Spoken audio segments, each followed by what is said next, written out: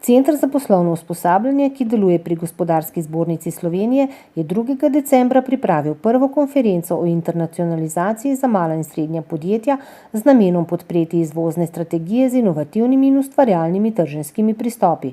Osrednji gost je bil Steve Townsley iz FIDELITAS EUROPE, ki je govoril o spletnih orodjih in poslovnih podatkovnih bazah, ki postajajo vse bolj pomembni pri prodoru in pospeševanju prodaje na tujih trgih. The benefits is basically they save time and they save money, more accurate, up-to-date information, everything's more flexible, they can adapt to the changing world. The world changes quicker nowadays. Instead of having printed information and having to chase around for information and research it by going to books and libraries, etc., it's online, it's instant, and they can be updated more instantly.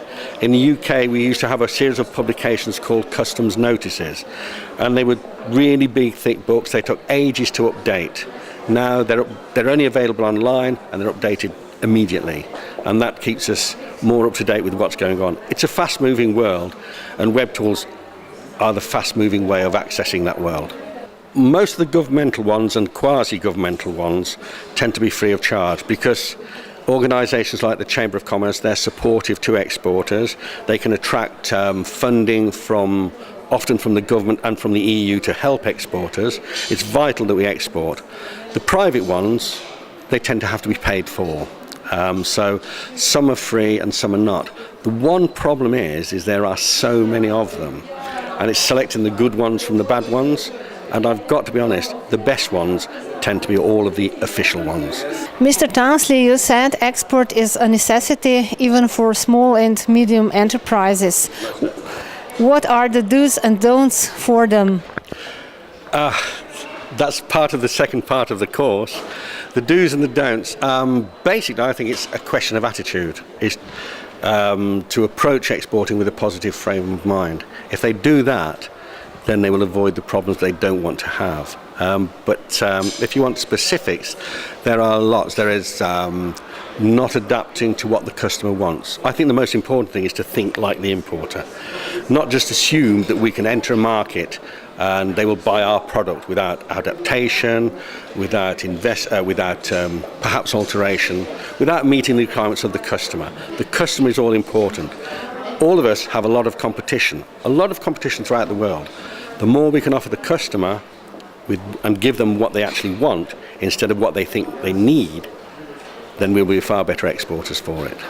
Predstavil je tudi več primerov dobrih praks podjetij, ki tovrstno orodje uporabljajo kot pomoč pri svojem mednarodnem poslovanju. The good examples are the successful companies. They invest time, they invest money, they invest training in the staff. They adapt quickly. I could name a lot of companies that I think are Forbo Tiling, Juresta Furniture, a lot of the tooling companies, a lot of the steel manufacturers. The older ones that didn't adapt, they tend to have gone. So they need to keep up to date. But there's some fabulous companies around. When I'm teaching exporting in the UK, the courses are sold out, but the people on there are also really, really busy. But there's the same commonality between them all.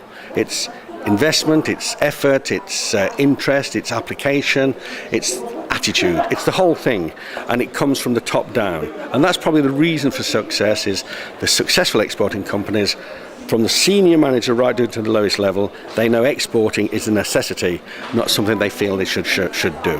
Kako pa so konferenco videli udeleženci?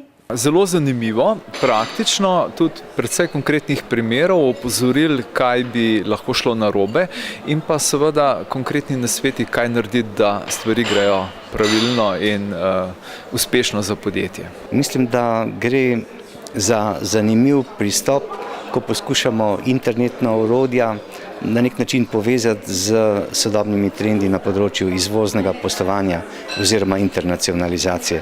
Na vsak način dobro osvežitev sicer tradicionalnih področji tudi usposabljanja.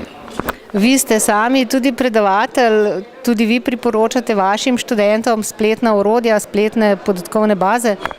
Na vsak način. Morda kdo poreče, da moj EMŠO morda ni najbolj verodostojen pri tovrstnih recimo temu predlogih, vendar zelo priporočam, da vsakdo, ki ima opravka s poslovanjem v kakršnem koli pojavni obliki, dejansko intenzivno razmišlja o tem, kako uporabljati spletna orodja in kako sploh uporabljati splet v smislu poslovne eksploatacije.